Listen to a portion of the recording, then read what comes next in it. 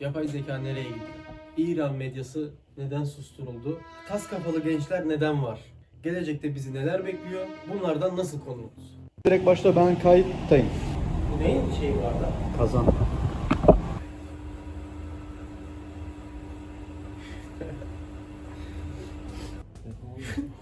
Bütün sessiz. Yani şimdi medya suçu bitsin de ondan sonra konuşayım. Şey olmasın. Şey olmaz. Tamam neyse. Öncelikle sorun için teşekkür ediyorum. Rica ederim bir saniye. Abi. Odaklandım. Evet, yapay zeka nereye gidiyor? Bir saniye. Kendimiz zaten. Tekrar söyle. Evet arkadaşlar, bugün konumuz yapay zeka nereye gidiyor? İran medyası neden susturuldu veya susturularak ne amaçlanıyor? Tas kafalı gençler neden var? Gelecekte bizi neler bekliyor? Bunlardan nasıl korunuruz? Bunlara değineceğiz. Bunlar hakkında konuşacağız bugün. Bugünkü davetlerimizi açıklamadık. Sefa Evet. Çiftçi, Sefa. bizim arkadaşımız, Sefa komşumuz. Evet, kardeşimiz. Abi ilk Abimiz. soruyu soruyorum. İstediğiniz yorum yapabilirsiniz. Yapay zeka nereye gidiyor ve bizi neler bekliyor? Yapay zekanın gelişimi gerçekten hayret verici. Bence takdire şayan.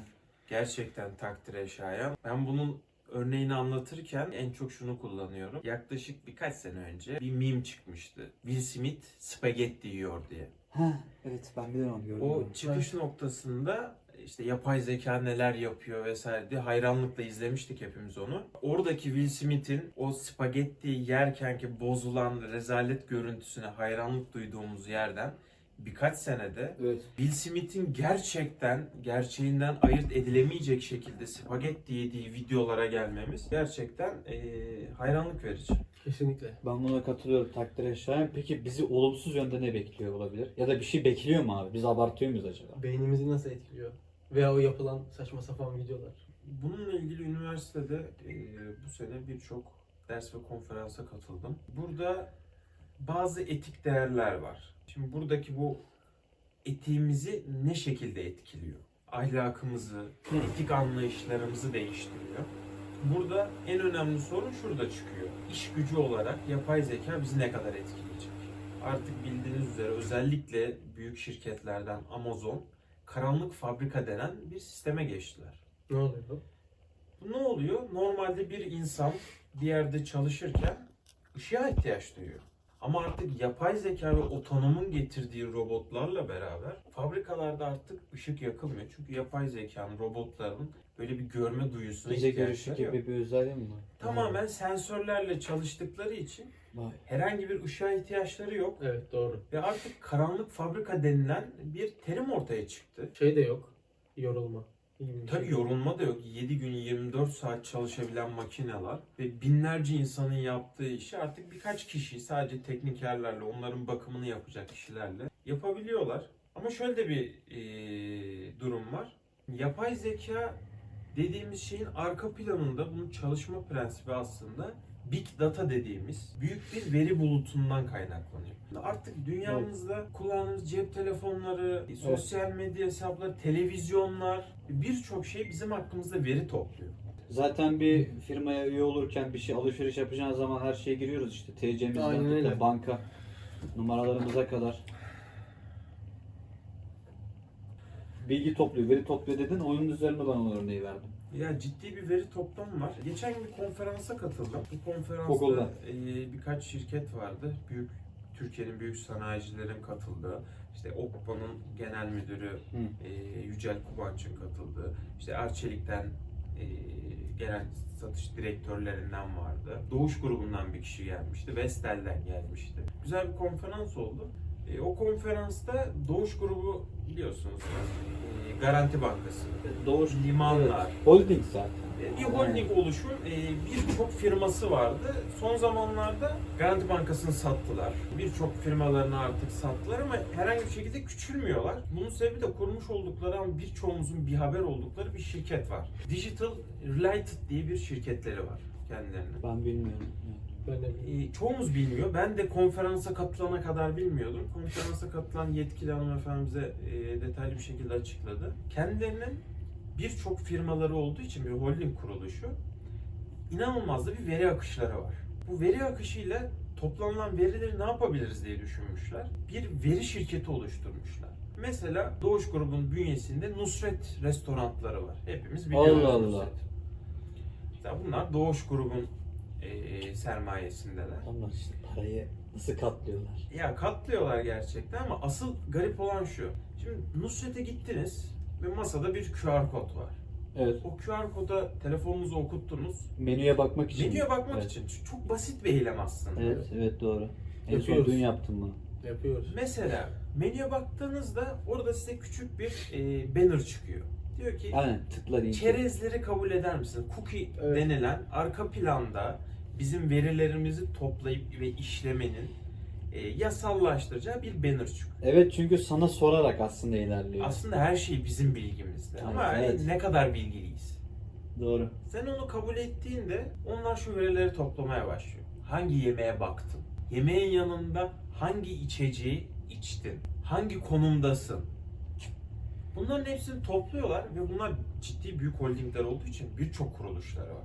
Sen başka bir restorana gittiğinde veya bir online yemek söyleme platformuna girdiğinde şu yemeğin yanında bunu da alır mısın diyor ya, sana bir içecek öneriyor, kola Evet. öneriyor, ice tea öneriyor. Aslında bunu rastgele önermiyor. O firmanın arka planda senden topladığı verilerle içtiğin içeceği biliyor. Yapay zeka bunu işliyor ve bu firma, Digital Related dediğimiz firma, birçok firmayla da çalışıyorlar.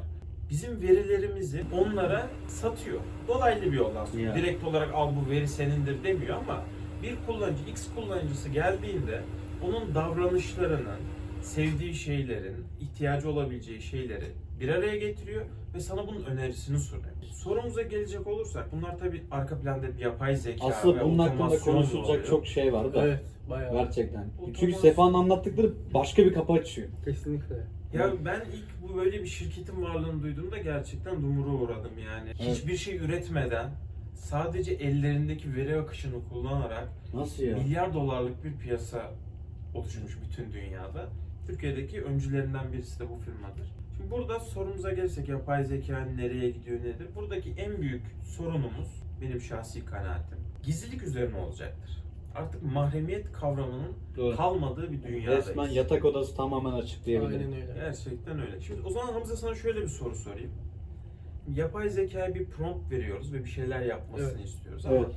yapay zeka bunu yaparken aslında olmayan bir bilgiyi yeniden yaratmıyor.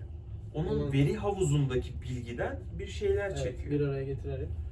Şimdi o zaman şu soruyu yönelteceğim sana. Yapay zeka yaratıcılığı öldürür mü yoksa destekler mi? Mesela şimdi bir uğraş vererek bir şeyler yapmaya çalışırsan, bu yapacağın şey üstüne düşünerek bunu yaparsan yaratıcılığı tabii ki arttırabilir. Ama örnek veriyorum, çok basit bir şeyi sadece söyleyerek yapmasını söyledikten sonra bence yaratıcılığı öldürür. Bence demek istediğin nasıl kullandığına göre değişir demek Evet. istiyorsun. Ama o zaman şöyle bir soru doğuyor. Bizim kullanım şeklimiz, evet, bunu belli takımlarda belki şahsımız için yaratıcılığımızı köreltiyor olabilir ama sonuçta yapay zekanın bu oluşturduğu bilgi arka planda bir yerde duran bir bilgiydi. Yani bunu sürekli kullanmak, evet tabii birçok şeyi kolaylaştırıyor belki bizim açımızdan. Uğraşımızı azaltıyor, iyi veya kötü. Ama bunlar zaten var olan bilgilerdi. Yani bugün biz olmayan bir şeyi yapay zekadan istesek ne kadar yapabilir? Yapamaz. O zaman Ama yaratıcılığımızı saçma öldürür mü? Kısmen. Tabii bu da Bakış bir bakış yani- açısı. Ben kendi düşünceme göre ben yapay zekanın yaratıcılığı, saf yaratıcılığı öldürmediğini, aksine çok da desteklediğini düşünüyorum. Çünkü bugün senin yapmak istediğin bir şeyi yapacak yetkinliğe sahip olmayabilirsin. Bir program yazmak istiyorsun olabilir. Bir dijital bir resim yapmak istiyorsun. Bir şeyi tasvir etmek istiyorsun. Veya bir şey üzerine çalışıyorsun. Burada ana fikir senden çıkıyor. Yapay zekaya sadece noktaları birleştirdiğin zaman benim şahsi kanaatim yapay zekanın yaratıcılığı büyük ölçüde desteklediğini düşünüyorum. Çünkü aradan birçok şeyi kaldırıyor. Sen ne diyorsun Muhammed abi? Ya ben söylediklerinize katılıyorum ama Sefa'nın söyledikleri beni bayağı aydınlattı. Aslında biz bunları ormanda da konuşmuştuk Sefa'yla. Evet. O ormana da hatta yine gidelim hep beraber. Benim şu anda bir yorumum yok, bilmiyorum. Sadece dediğim gibi dinliyorum yani. İstiyorsanız diğer soruya geçeyim. Yine söyleyeceğiniz bir şey varsa ekleyebilirsiniz tabii. Ben Yapay genel zeka. hatlarıyla Bence çoğunu bize evet yeri değindiğimizi geldiğinde de düşünüyorum. zaten ben de yardımcı olduğunu düşünüyorum aslında. Abi İran konusunu not almışız. Medya Evet. herkesi susturuyor mu? İran sekülerdi, moderndi. Bu 1970'lerde sanırım öyleydi. İçinde bulunduğu durumla ilgili bir yorum yapmak istiyorsan Sefa, seni dinleriz. İran'la ilgili Evet, şu an. son günlerde İran'da bir şeyler İran'da oldu. şu an bir ayaklanma var. Ve hemen sosyal medyada kestiler. Daha fazla Yani paylaşım hükümete yapılamadı. karşı bir ayaklanma var. Hükümet sosyal medyayı da durdurdu. İnternet erişimini de herhalde durdurdu. Bir ara elektrikleri falan kestiler hatta. Tabii. Hatta birisi yakalandı, idam edilecek vesaire. Ben İran'ın durumuna aslında biraz üzülüyorum. Çünkü İran'ın 1970'li yıllarda gerçekten layık, demokrat ve seküler bir ülke olduğu ortada ya. Nasıl böyle oldu? Bilmiyorum. Söyleyeceğim bir şey varsa lütfen. İran tarihsel açıdan da büyük bir medeniyet o topraklarda. Bugün İran diyoruz ama ondan birkaç yüzyıl önce Persler diyorduk. Evet. Bunlar kadim milletlerdi. Sanatta, Özellikle sinemada sanat, abi. Evet. Sinemada Abbas Kiarostami Hmm. vesaire. Sinemanın Yani- peygamberi diyorlarmış. Evet, Sayın. edebiyatta da çok ileridelerdi. Doğru. Ya bu kadar aydın bir milletin Bu durumda. değişen bir rejimle, bir Molla rejimiyle bu hallere gelmesi tabii üzücü. Rezil rüsva oldular yani. Gerçekten rezil rüsva oldular ve bu kadar özgürlüklerinin elinden Evet, alınması. elinden alınması, yok halkın kadınlar kısıtlanması. okuyamaz vesaire. Ya orada şimdiki protestolarda kadınlar başlarını açarak protesto ediyorlar bu durumu. Evet, doğru. Böyle bir akım başlattılar. Ama ona karşında çok da büyük bir devlet gücü var. Ahlak polisi denilen bir şey vardı düne Evet. kadar. Ki son zamanlarda kaldırdıklarını söylüyorlar ama tabii Yok, o söylenendir ya. söylenen, Ben gidip evet. görmediğimiz için net bir şey söyleyemeyeceğim ama gerçekten bu durum işler acısı yani. Ki orada birçok da Türk yaşıyor. Bu da çok önemli bir konu. Evet. İran'da yaklaşık 40 milyon yakın Türk yaşıyor. Evet. Ciddi de bir Türk nüfusu var. Tebriz değil miydi? Tebris, Horasan, Evet. bunlar Türk yurdudur. Tabii işler acısı bir durum yani. Peki sonuç ne olacak? Halk mı kazanacak yoksa o kişiler hala aynı şekilde devam edecek mi? Halk İran'da yıllardır direniyor. Bu ilk protestoları değil. Yıllardan beri bir şeyler için çabalıyorlar. Ama bu sefer şöyle bir durum var. İşin içerisine Amerika çok ciddi bir şekilde girdi. Evet. Venezuela'da yaptıklarını şimdi Evet. sırada İran olarak gösteriyorlar. Söylüyorlar. Evet. Halkın da bu büyük bir Amerikan desteğini arkasına alması. Halk da çok haklı bu arada. Kesinlikle. Abi Amerika gelsin, o zaman ne yapacaksa yapsın. Demokrasi diyorsa demokrasidir yani Ya diyor. o Zaten şöyle başımız çok yanmış. Olmuyor tabii. Tabii, Keşke tabii öyle canım. olsa. Ben halkın ama dediğini diyorum. Amerika çok kurtarıcı bir güç değil. Aksine büyük bir emperyalist.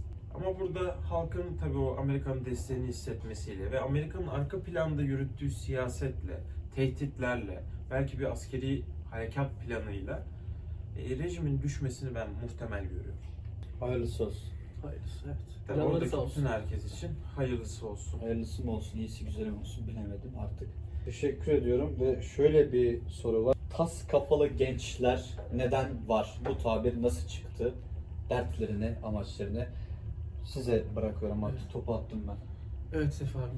Günümüzde böyle bir tipoloji ortaya çıktı. Hatta bayağıdır var aslında. Sadece şekil değiştirerek Evet, başkalarına aslında yeni adı duyulmaya başladı. Aslında bir süredir vardı. ve tehlike yaratmaya başladı. Birilerinden mi özeniyorlar? Eğitim mi yetersiz? Yani sebebi ne? Veya insanlar buna niye özeniyor? Nereye gidiyor bu tip? Ne olacak? Evet, bir tas kafalı gençler. Dızolarda dediğimiz. Evet. halk Bir ara arasında öyle diyorduk değil mi? Dızo diyoruz. Ve insanların karşı kaldırıma geçmesine sebep olan bir tipoloji türedi. Aslında bir tipolojinin insan karakterine etkisi Nedir? nedir? Veya bizim ön yargılarımız mı buna sebep oluyor? Tabii bu çok ayrı bir konu ama bu tipolojinin ortaya çıkımı ve bütün bu tipolojiye sahip gençlerin çoğunluğunun gerçekten birazcık da suça sürüklenen, suçla içli dışlı kişiler olması ne kadar Haberlerde görüyoruz. ne kadar tesadüf tabii bunu konuşabiliriz. Burada bence en büyük etkilerden biri medya. Medya. Var olan diziler, filmler, süregelen böyle bir tipolojinin çıkmasına, insanların buna özenmesine sebep oldu diyebiliriz bence. Kısaca dersek tabii senin de söyleyeceğin belki birkaç şey vardır. Suçu medyaya atıyoruz ama biraz da bence insanın kendi iradesi de var. Yani medyada ne gösteriliyor bize? Biz onu nasıl örnek alıyoruz veya örnek almak zorunda mıyız? Yani evet böyle bir şey var ama insanlar bunu yapmak zorunda değil. Yani iyi ve kötü ayrı şeyler. İyi şeye özenmek varken kötü şeye niye özeniyor? Veya onu kötü olarak bilmeyip de iyi olarak mı biliyor? Bunun sebebi bence kesinlikle eğitimsizlik, kitap okumamak, felsefe bilmemek, düşünmemek olduğunu Ya ben sen düşünüyorum. şunu diyorsun. Almanya'da bir insan 0-1 izlediğinde böyle bir insan olsam demek ki başıma bunlar gelir. Hapse girip ölebilirim var. Türkiye'de insanlar bunu izleyince de ulan ben de o zaman belime bir silah alayım da mahallemi koruyayım. Bu kadar basit. Aradaki fark bundan Aynen. bahsediyor.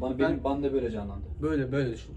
Tabii bir yerde çıkış noktaları benzer olabilir ama bunu sadece Türkiye özelinde konuşmak çok doğru olmaz. Meksika. Tabii her yerde var. Sadece Meksika değil, Amerikan Kesinlikle. gettosundaki insanların bol giyinmeleri, işte saçlarına örgü, rasta yaptırmaları, belli bir tipolojiye sahip olmaları aslında onlarda da vardı. Burada medyalar bu dizileri işlerken ne düşünüyor? Sadece ticari kaygıları mı var? Bu iş sattığı için mi daha fazla bunu üretiyorlar? Evet, bence Yoksa biraz arka ondan. planda gerçekten bir değer yargısı üretmek için mi bunları yapıyorlar? Çünkü gördüğümüz, izlediğimiz dizilerde özellikle bu işi akım haline getiren 01 dizisi Evet. aslında ne anlatmak istiyor? Aynen, ben de ona aslında biraz dokunmak istedim. Evet. Yani burada amaç şey miydi?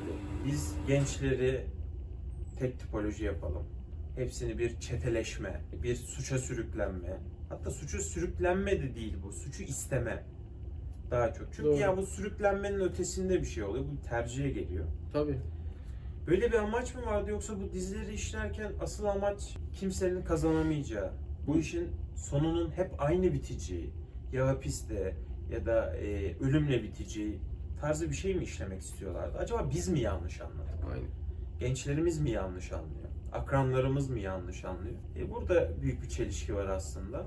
Ve bunlardan nasıl korunuruz diye bir soru var. Bunları izlemeyerek herhalde. Bu arada bunları yapmayan, yani sen ben gibi insanlar niye How I Met Your Mother diye bir dizi izliyorduk?